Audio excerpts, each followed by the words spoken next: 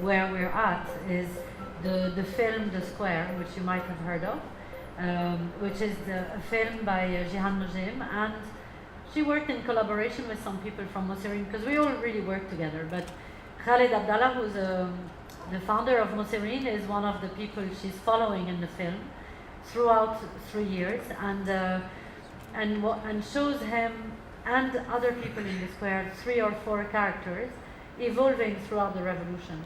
And this film is getting international attention in every single possible festival you can imagine, everywhere. It's getting award. It's been nominated to the Oscars. I mean, it's getting incredible attention. I think it's a very critical, it's a criticizable documentary, but nevertheless, it's not allowed in Egypt. It's been banned. So already the message is very clear. We want to, the regime right now wants to forget Tahrir and wants to tell us, stop it. Like enough now, and let's go back to what we were doing.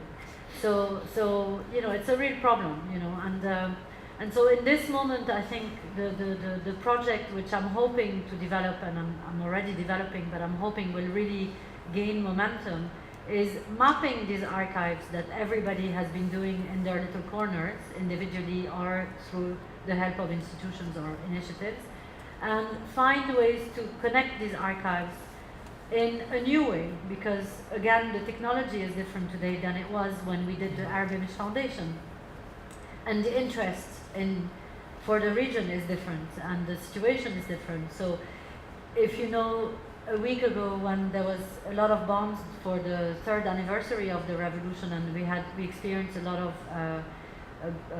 explosions in Cairo, the Islamic Museum got touched. Some of its collection got destroyed, and that's not the first museum that gets destroyed in the region, not just in Cairo, but you have Iraq, it's become a real problem in the region in terms of how do we keep trace of our cultural heritage and of our political heritage. And so I think mapping this archive or creating a sort of technical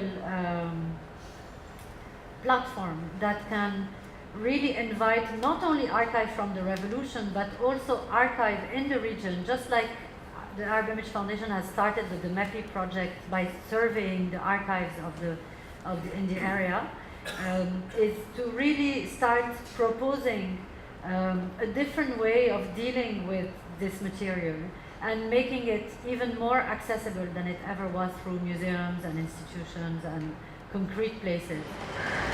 That evening, Kevin got the message. When he phoned home, Kathleen, that's the dead woman, saw him not putting the big 5-mark piece he had in his hand. He didn't want to talk that long. He didn't shed a tear either, not in the phone box, not when he got back to the attic, and not when he lay reading in the dark. Kathleen knew to look at him, he wouldn't be attending her funeral. Sure enough, when the librarian from school looked in the next morning, he'd been nowhere near the travel agent. Is it the money? The lady asked. I can borrow you some, Mark. Thanks, he said. There's no need. I'm not going. But your grandmother died. I know, but it's not the way you think it is. It's like this, he said, looking at her. He said what he had to say. Kathleen, the consolation, at least it wasn't directed at her. The troubles it was, he said. The troubles on top of them immigrating. Nobody's individual fault. His generation was denied something, but that is what the bottom line was. The German looked at her interested. What if you regret it later? She asked, and leant forward to touch him. I won't, he said. I know I can't go. I couldn't sit through it, not just the church bit, but the wait, the smoke, the drink talking. Looking straight at the lady he was. His father and grandfather would never forgive him. Deep down in her own heart, but Catherine couldn't blame the young fellow. He'd be climbing a mountain or something, not teaching anyhow, as they lowered her into the ground. It was the way he was just. In the meantime, he was hugging and holding this German woman sadly. Von 1996 bis 2003 konnte ich natürlich nicht. Es war die Diktatur Saddam Hussein und da ich war politisch verfolgt und konnte nicht. Ich hatte auch keinen Kontakt mit meiner Familie. Fast die ganze He's working from 1996 until 2003. He wasn't able to return to Iraq because that was the dictatorship of Saddam Hussein, and he, of course, was politically persecuted, so he couldn't see his family at all during that period of 7 years. Aber ab 2003 mit der amerikanischen Besatzung und Sturz von Saddam Hussein, da konnte ich natürlich meine Familie besuchen und ich gehe eigentlich seitdem jährlich in dem Jahr. Ich besuche die Familie, aber ich gehe natürlich zurück nach Deutschland. From 2003 onwards, with the American occupation and the fall of Saddam Hussein, it has been possible for Abbas to go back. He goes back annually almost and visits his family, but always returns to Germany. Aber ich muss zugeben, ich gehe dorthin, ich bleibe von 11 bis 2003 bin ich ein Jahr geblieben, bis 2004. Ich wollte eigentlich im Irak bleiben und dort arbeiten und das Land aufbauen und solche Sachen und so fort. Und es hat natürlich nicht geklappt mit der Besatzung, mit der neuen Parteien, mit der gesamten Problem in der arabischen Welt und bin zurückgekehrt nach Deutschland. Aber immer wenn ich jetzt in Irak besuche, bleibe ich eine Woche, 10 Tage und dann kehre ich wieder zurück. Okay, so back in 2003, when he returned for the first time, he did in fact stay for a year. And at that point, he might have remained in Iraq, hoping to contribute to building the country up again and so on. But it didn't work out with the occupation, the American occupation, with new political parties and so on. And ever since he's gone back, it's been for a week or 10 days, something like that, and then he's returned to Germany. To do landladies, and I'm the old man. Not surprised. The landladies lived in a little Art Deco villa on the corner of busy Gore Road and a narrow side street called Shrubbery Gardens, which sloped down to the sea. In the small front yard was a dusty mango tree, whose branches poked and peeped inquisitively into the flat of the old man, situated above barn engines, now disused garage. How often the old ladies wished they could climb that tree. Of course, they could have gone up the narrow, vertiginous outside staircase that led up to the roof of the yard, and they did it quite often. Like climbing cigarette here. But there was a limit to good neighborliness, and the old man was quite skilled at repulsing all their kind offers of milk and sugar and dal. Do you believe it, dear? He says he gets wind from dal. Well, you get wind from dal. So you should only get it from my dal. I notice you manage quite well when it comes to the bodies or green. Oh, Bar, how could you? I adore your bodies. Right. I'll make you some tonight then, shall I? Of course, dear. But maybe not tonight, perhaps. The landladies particularly wanted to know what the old man was writing at. If they went to the front garden, they could see him at his window, clacking away at his typewriter. He appeared not to notice them. Oh, if only they could climb that mango tree. But theirs had not been that sort of childhood. Daddy wouldn't hear of his little princesses climbing trees. And sadly, 60-odd was no age to start.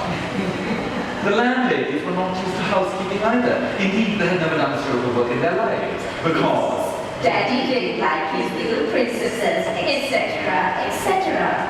But once a week, Sakuntala the maid came to run a cursory duster over things. She realized that there was no way a single woman with just 2 hands could eradicate the golden dirt of ages, the patina of past lifetimes. In fact, it was difficult not to be impressed by it all. Once, on a lazy afternoon, she had even tried identifying the age of the roll-top bar by the number of rings on it. Sakuntala's employers weren't particularly bothered by her apparent lack of results. She was smart and presentable. She always had a lot to say for herself. Hers was a ceremonial role, and she had found this out quite early on. It enabled the ladies to drop the fact of her existence into their everyday telephone conversations with friends, peppering their dialogue with phrases like, As the servant woman said to me, Or, do you know what that stupid girl did yesterday at Belmont Market? it was a stroke of genius, therefore, when the landladies hit upon the idea of introducing Sakuntala into the relatively ordered calm of the old man's world upstairs. You take her up, dear. I can't manage the stairs. My knees. what do you mean, my knees? Small people don't have knees. Anyway, you're the one who fancies. You've made it very plain over the last few days. Fancies? I've got to head and read. He was a pedophile with loose sexual tendencies. It will go by herself then. She's a big girl. That's what I'm afraid of. I know what men are like. Oh, you do you? The mood was not very good downstairs that morning, but for the sake of a higher objective, a nobler goal, unquenchable thirst for knowledge, what was the type in that damn manuscript? The sisters put their differences aside and pushed Shakuntala up the steep staircase. Alone. The old man, in all honesty, was not much better at housekeeping than the downstairs lodger. But the sparseness of his belongings, the frugality of his existence, made his living that much easier. His typing for the day was just about to begin. From under his bed, he pulled out a small tin trunk, enameled in black with thin parallel gold lines around the edges. It had been his grandfather's deep box. From this he carefully extracted the manuscript. There was a knock on the door. Before he could answer, it was flung open. On the threshold stood a pretty girl in flats. Me, Sakuntala, medals want me to clean room 500 rupees a day, 1 day a week. She said, all in one breath. 500 rupees a day, 1 day a week meant 2,000 a month, an amount that went against the grain of the old man's self-imposed monasticism. But he knew that it was politic to keep his landladies happy. Besides, he couldn't help noticing what a fine village she had.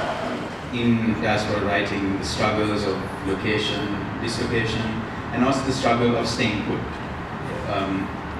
And that's something even in your characters that come out. For instance, in the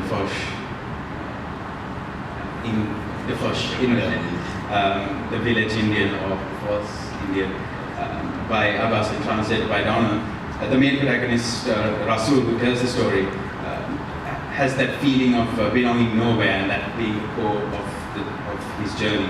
And similarly with the main protagonist in The Hungry Ghost, Shivan, who tells the story. I mean, so how much of this tension of belonging is a big part of your writing? How do you think of working that also in? And I guess this question of the fact that plus these other themes of all have to be critical ingredients in a diasporic writing. Is that a correct assessment? Yeah. Well, I mean, I think I'm very comfortable with my sort of sense of belonging and not belonging in both Colombo and in Toronto, and I suppose perhaps I don't think that there's an authentic Sri Lankan, for example. I don't think that there's this sort of singular Sri Lankan that we must all aspire to be. So that to me is already out of the window. So in a sense, I can be whatever Sri Lankan I want to be.